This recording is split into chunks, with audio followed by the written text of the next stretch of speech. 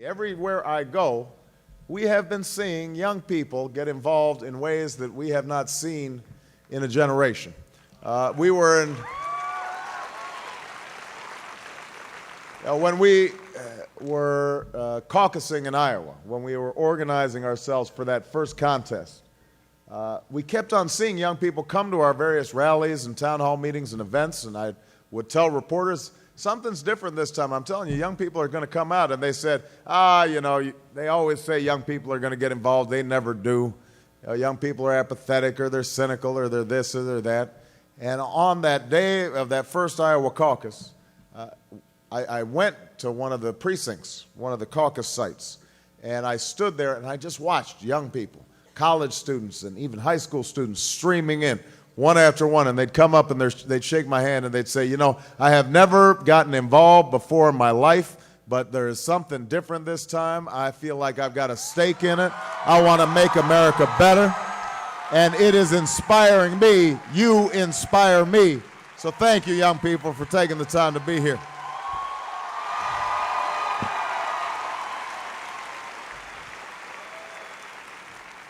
So it is good to be back in New Orleans.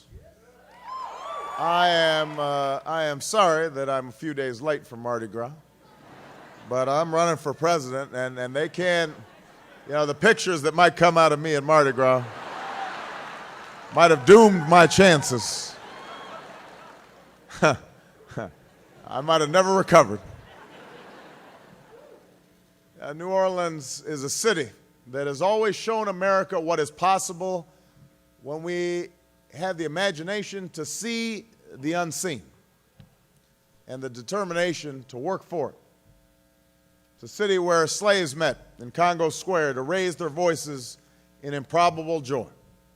And a young man named Louis from back of town played the first tunes. It's a city where Jackson turned back the British, and a great port connected America's heartland to the Gulf. It's a city where races and religions and language got all mixed up and all together formed something entirely new, something different and something special. An imperfect place made more perfect through its promise for forgiveness. Now, in the wake of this quintessentially American city's greatest test, a test that President Cohen and President Francis and so many political leaders and community leaders and ordinary people were able to work through, we see the stirrings of a new day. This great university is well into another academic year, and driving up to the campus, it was astonishing to think that only a few years ago this site was 3 feet underwater. The St. Charles streetcar is rattling downtown.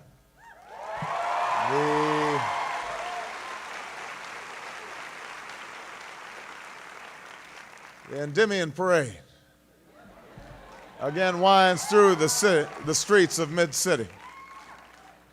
And as a Bears fan, this is hard to admit, but a son of a New Orleans, Eli Manning even won an improbable Super Bowl victory.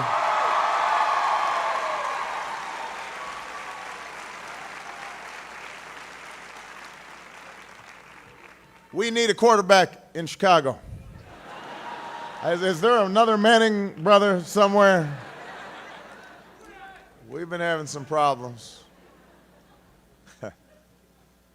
Most importantly, with each passing day, with each student who goes back to school, with each business that reopens its doors, with each worker who puts in a shift, New Orleanians are reclaiming their future and showing America just what can be done in this country when citizens lift up their communities. What we see in New Orleans is one of the central premises of my campaign, and that is change in America does not happen from the top down. It happens from the bottom up, because we are a hard-working,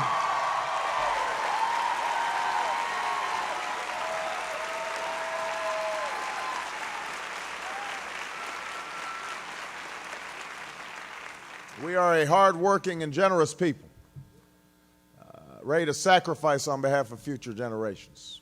And when we join together, black, white, Hispanic, Asian, Native American, young, old, rich, poor, when we understand that we are the United States of America, then there is nothing that we cannot do as a people. But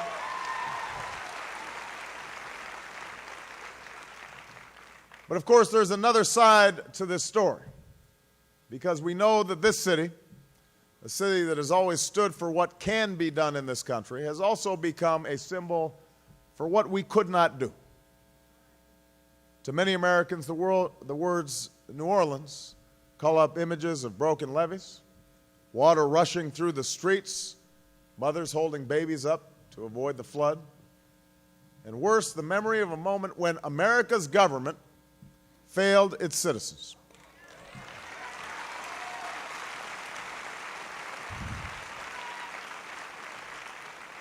Because when the people of New Orleans and the Gulf Coast extended their hand for help, help was not there.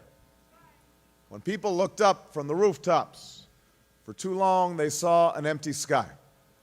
When the winds blew and the floodwaters came, we learned that for all of our wealth and our power, something wasn't right with America. We can talk about what happened for a few days in 2005, and we should. We can talk about levees that couldn't hold, about a FEMA that seemed not just incompetent, but paralyzed and powerless, about a president who only saw the people from the window of an airplane instead of down here on the ground trying to provide comfort and aid.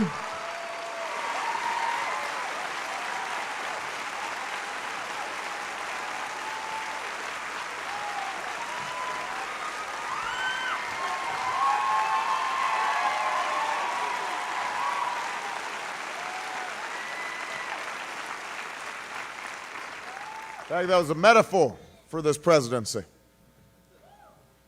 Sometimes people ask me, why is it that you attract such big crowds? And I say, well, you know, people are ready for change. They understand this extraordinary moment. Hopefully, occasionally my words can inspire, but part of it has to do with the fact that when folks go into the polling place in November to select the next president of the United States, they know that no matter what else happens, the name George W. Bush will not be on the ballot. And they're happy about that.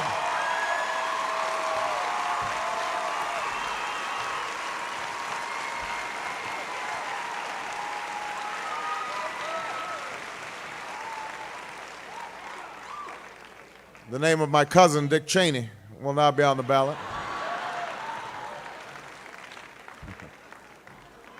That was really embarrassing when that news came out. And when they do these genealogical surveys, you hope that you're related to somebody cool. You know, like Dr. Francis or, you know, Willie Mays but Dick Cheney, that's a letdown. Anyway, we can talk about a trust that was broken. The promise that our government will be prepared, will protect us, and will respond in a catastrophe. But we also know the broken promises did not start when a storm hit, and they did not end there. When President Bush came down to Jackson Square 2 weeks after the storm, the setting was spectacular, and his promises soaring. We will do what it takes, he said. We will take as long as it takes to help citizens rebuild their communities and their lives. But over 2 years later, those words have been caught in a tangle of half measures, half-hearted leadership, and red tape.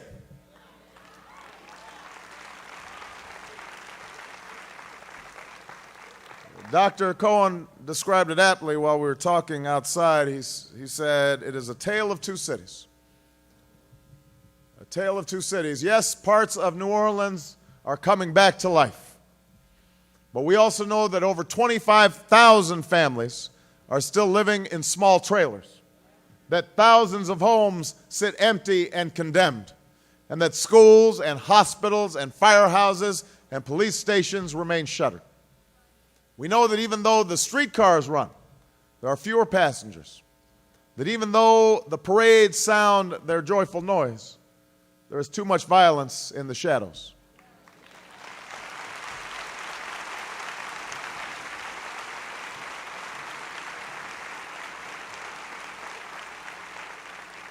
To confront these challenges, we have to understand that Katrina may have battered the levees, but it also exposed silent storms that have ravaged parts of this city and our country for far too long. The storms of poverty and joblessness, inequality and injustice. Those are the storms that swirled before Katrina hit. When I was down in Houston visiting evacuees a few days after Katrina, I met a woman in the Reliance Center who had long known these storms in her life.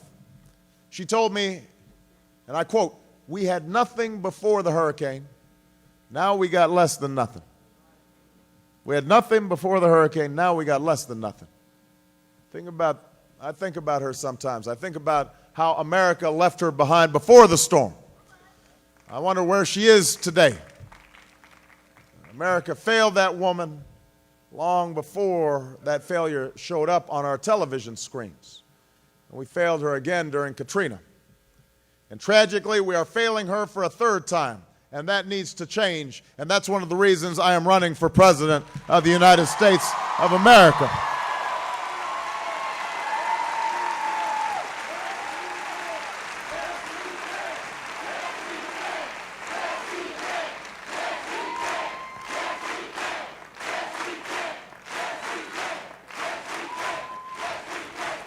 It is time for us to restore our trust with her. It's time for America to rebuild trust with the people of New Orleans and the Gulf Coast. When I am president, I will start by restoring that most basic trust, that your government will do what it takes to keep you safe. The words "never again," spoken so often in those weeks after Katrina, must not fade to a whisper. The Army Corps of Engineers has rebuilt the levees that were most damaged by the storm, but funding has sometimes stalled, and New Orleans remains unprotected. We can't gamble every hurricane season. And that's why when I am president, we will finish building a system of levees that can withstand a 100-year storm by 2011, with the goal of expanding that protection to fend against a Category 5 storm. Enough talk. Let's get it done when I'm president of the United States of America.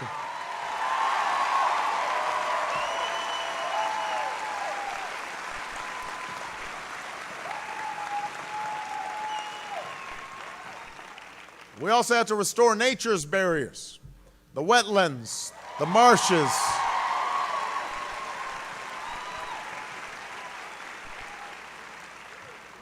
the barrier islands that can take the first blows and protect the people of the Gulf Coast. If catastrophe comes, the American people must be able to call on a competent government.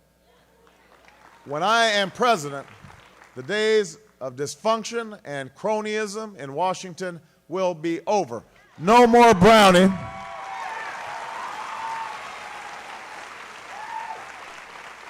No more heads of the Arabian Horses Association in charge of FEMA. The director of FEMA will report to me. He or she will have the highest qualifications in emergency management.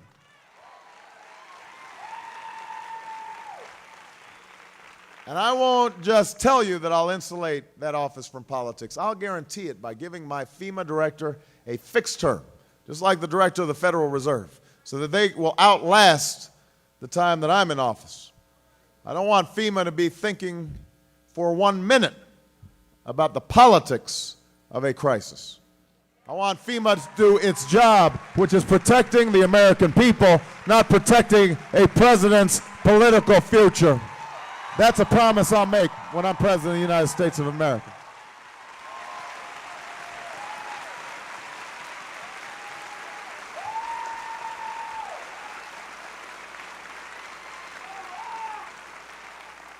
As soon as we take office, my FEMA director will work with emergency management officials in all 50 states to create a national response plan, because we need to know before a disaster comes who will be in charge and how the federal, state, and local governments will work together to respond. But putting up defenses is not enough. It's not sufficient, because renewing trust with the people of New Orleans is not just about stronger levees and pumping systems, it's about people. So many of us live a life that is ordered with comforts we can count on. Somewhere we know there are people who don't have a house, though, with a sturdy roof, who have nowhere to go when they can't make rent, who don't have a car to drive or another city to go to when a storm is coming, who can't get care when they're sick, don't get an education that would give them a chance to achieve their dreams. We know that there are so many fellow Americans who are crying out for help, and we don't listen as a government, and sometimes we as citizens don't listen. We decide that those children who aren't learning, those are somebody else's children, not our children.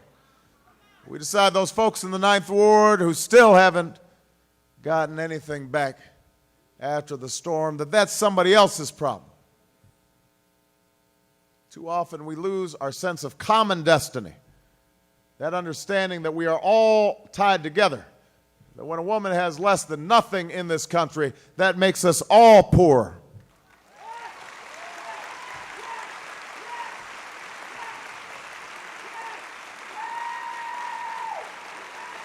And that is why the second thing we need to do is to make sure that Reconstruction is making a real difference in people's lives.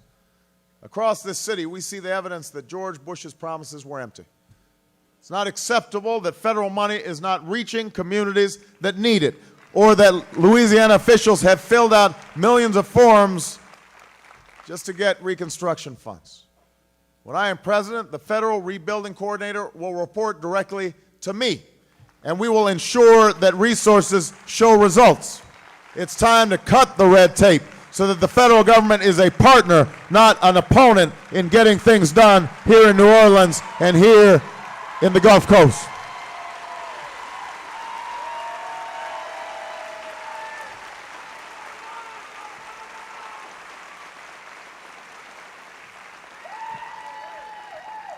Instead of giving no-bid contracts to companies headed by the president's former campaign manager, we will make sure that rebuilding benefits the local economy. I have worked across the aisle in the Senate to crack down on no-bid contracts and to make sure that emergency contracting is only done immediately after an emergency. When I am president, if there is a job that can be done by a New Orleans resident, the contract will go to a resident of New Orleans.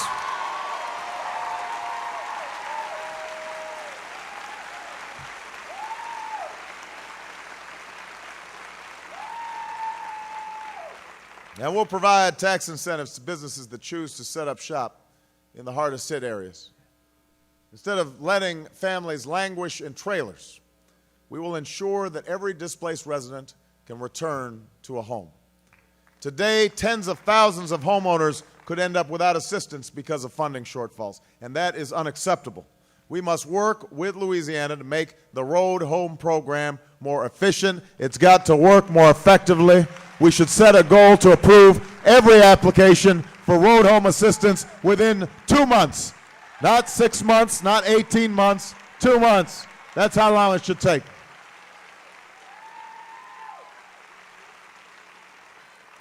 And we need to increase affordable rental property so that we can bring down the cost of renting a home.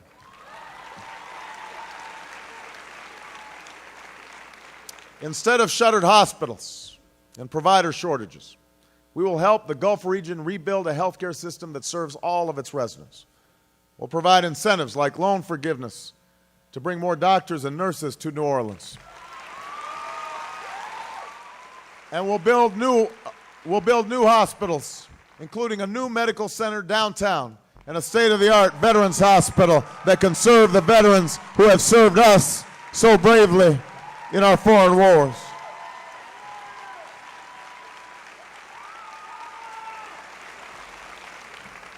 Instead of unsafe streets and shocking crimes, we will help rebuild New Orleans' criminal justice system. We'll start a new Cops for Katrina program to put more resources into community policing so that heroic officers, men and women like Nicola Cotton, who gave her life serving the city she loved, will have more support than they're getting right now. We've got to make it easier on our police officers to do their jobs in this city, for the DAs to do their job in this city, for the prosecutors and judges to do their job in this city. We will launch a regional effort that brings together federal, state, and local resources to combat crime and drugs across the Gulf Coast. The children of New Orleans are America's children. And we cannot stand by while they see a future filled with violence or poverty or hopelessness.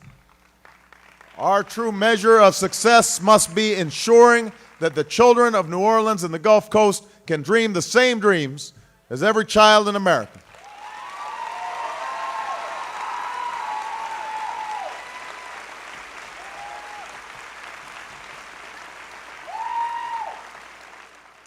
And that is why the third part of our effort to rebuild trust must be providing a world-class education to every student from the day they are born till the day they graduate from college. Every student.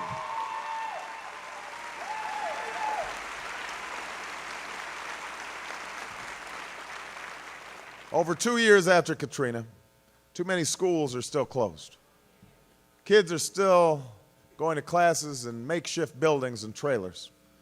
Class sizes run as large as 40 children for each teacher. That is not acceptable. It's time for FEMA to speed up payments of $58 million that Congress recently allocated for school repairs. It's time to invest in education so that New Orleans has the first-class school system that it has needed for so long. And that starts with the person standing in front of the classroom. Many heroic, high-quality teachers have returned to New Orleans, but we need more. That's why I've called for $250 million to bring quality teachers back to the Gulf region. Any teacher or principal who commits to come here for 3 years should receive an annual bonus, and those who teach in subject areas where we face shortages, such as math and science, should receive an additional bonus.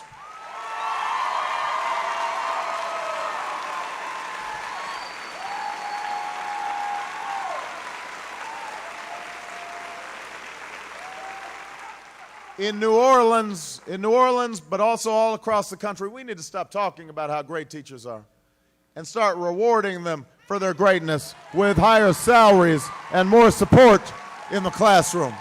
They shouldn't have to dig into their own pockets for school supplies if they are teaching our children.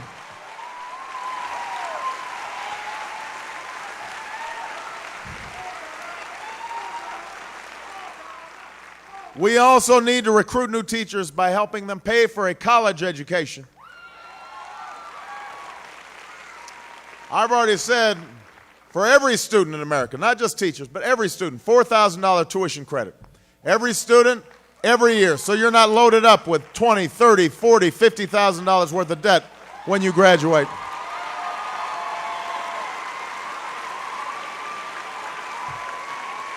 But understand this, young people. You are going to have to give something in return. You're actually going to participate in community service or national service, work in an underserved school here in New Orleans, work in a veterans home, join the Peace Corps. We will invest in you. You will invest in America. Together, we will march arm in arm to create a better country and a better future.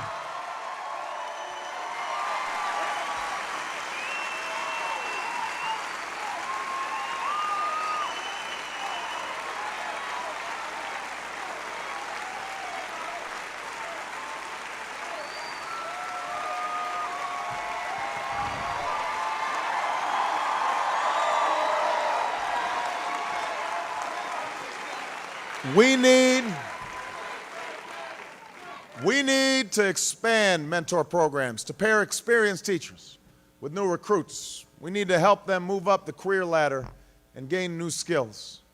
We can't accept an education policy where we pass a law called No Child Left Behind and then leave the money behind.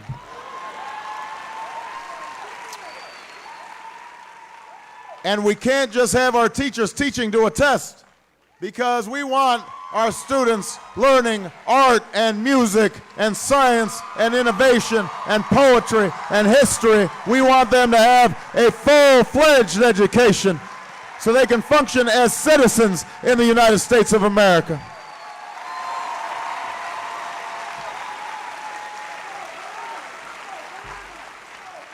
If there is any city in the world that shows us the value of culture and creativity, it is right here in New Orleans. Our commitment to education can't stop with a high school diploma. I fought in the Senate for post-Katrina support for Xavier, Southern, and Dillard.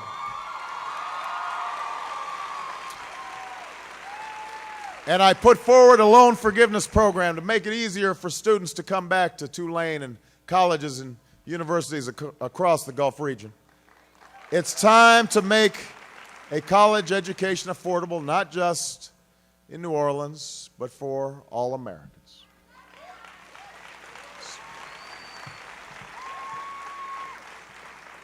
Now, let me just say one last thing about education, though. You know, I want to put more money into education. But one of the things that all of us here in New Orleans and all across the country have to understand is that it is not just the job of the teacher to educate. It is not just the failure of the government that we have to acknowledge.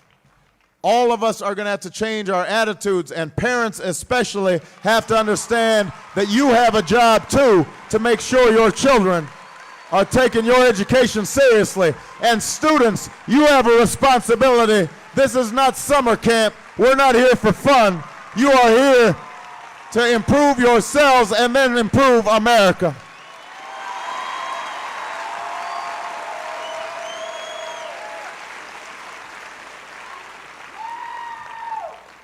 We need to improve our four-year institutions, but we also have to tap the tremendous resources of community colleges. When I am president, we will reward schools that graduate more students, and we'll help our schools determine what skills are needed to help local industry so that graduates are well prepared to lift up the economy and to rebuild their communities so that they are getting trained for the jobs that actually exist in the future. That has to be part of our mission of our institutions. The trust we seek is not a one-way street. It's going to take folks working together and doing their part. The government cannot rebuild the Gulf Coast for the people of the Gulf Coast. The government can only rebuild the Gulf Coast with the people of this region. All of this will cost money. The federal government has already promised the resources, but they need to be spent more efficiently and more wisely. When I am president, we will target funds to programs that make a difference and make sure that resources meet the needs of the people. And that means working closely with state and local officials and asking that they keep up their end of the bargain. I promise you that when I'm in the White House, I will commit myself every day to keeping up Washington's end of the bargain. This will be a priority of my presidency. And I will make it clear to members of my administration that responsibilities don't end in places like the Ninth Ward. They begin in places like the Ninth Ward.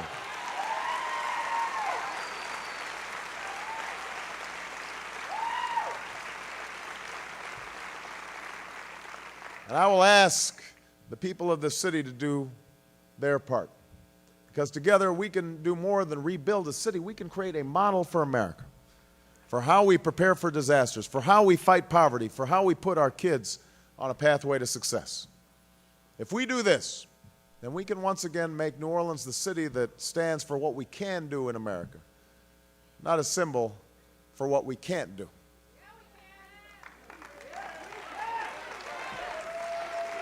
If we do this, then we can begin to turn the page on the invisible barriers, the silent storms that have ravaged this city and this country, the old divisions of black and white, of rich and poor. It's time to leave that to yesterday. It's time to choose tomorrow.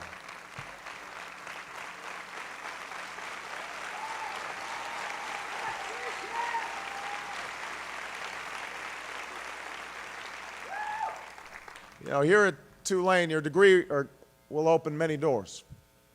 I hope that many of you will choose to stay here in New Orleans and to make this work your own. Because, young people, you are ultimately the change that this city seeks. You can be this city's tomorrow. You can help close those divisions that have plagued us for so long. And by doing so, you can help heal this nation. What better place to begin this work than New Orleans? Here in the city that gave us jazz, we know that even the most painful note can be followed by joy. Here in this city, we know that if we look hard enough, we can imagine the unseen. Homes filled with families, businesses putting people back to work, schools extending opportunity, the next verse in the American song. That's what's possible if we can trust each other. If we have the imagination to see the unseen and the determination to work for it. You know, I talk about hope a lot in my campaign, and I talk about hope out of necessity because the odds of me standing here are very low. I was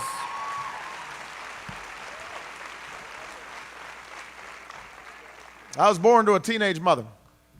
My father left when I was 2, so I was raised by that single mom and my grandparents. And they couldn't give me wealth or fame. They could give me love, they gave me an education, and they gave me hope. And so I talk about hope a lot during the course of this campaign. I have hope on my signs. I gave a speech in Boston at the convention about hope. I wrote a book called The Audacity of Hope.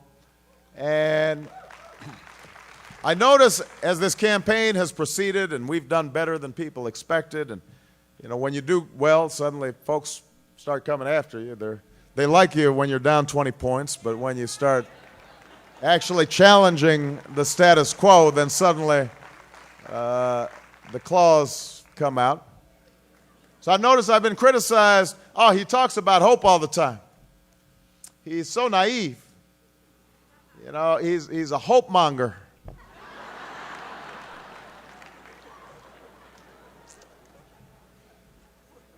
The implication is that if you talk about hope, that you must somehow have your head in the clouds. You must be engaging in wishful thinking, that you must be passive somehow and not really be willing to work and fight for what you believe in, that you're a talker and not a doer. And I have to explain to people that's not what hope is. Hope is not blind optimism. Hope is not ignorance of the challenges that stand in your way. I know how hard it will be to rebuild New Orleans to the point of where it was before the storm hit. I know it's going to be hard to bring back all those people who have scattered across the country. I know that it will not be easy to reduce poverty or violence, to get our young people on the right track. I know because I fought in the streets of Chicago as a community organizer in poor neighborhoods, just like the poor neighborhoods in New Orleans. I've fought in the courts as a civil rights attorney on behalf of those who had been denied opportunity on the job or denied access to the ballot box. I have fought in the legislature, and sometimes I've won and good legislation has passed, but sometimes I've lost, and I've seen good legislation die because good intentions were not enough. They weren't fortified by political will or political power. I've seen how a country can be in the grips of fear and have its judgment clouded and get misled into a war that should have never been authorized and should have never been waged.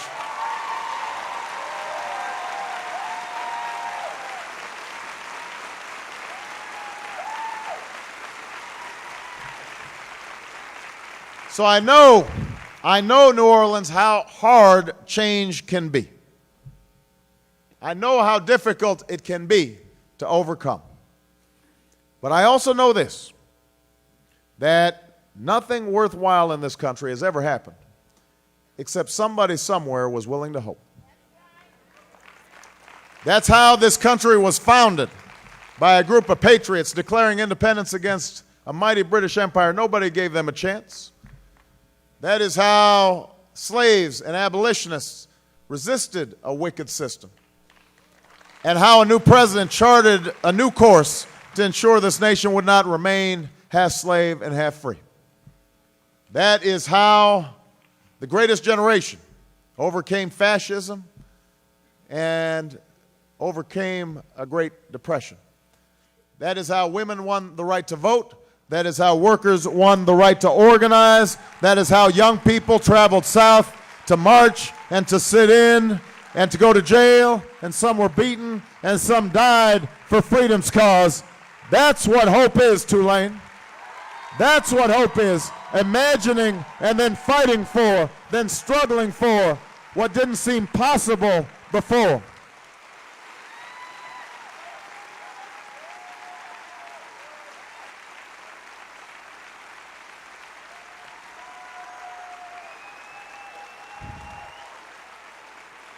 There is a moment in the life of every generation when that spirit has to come through.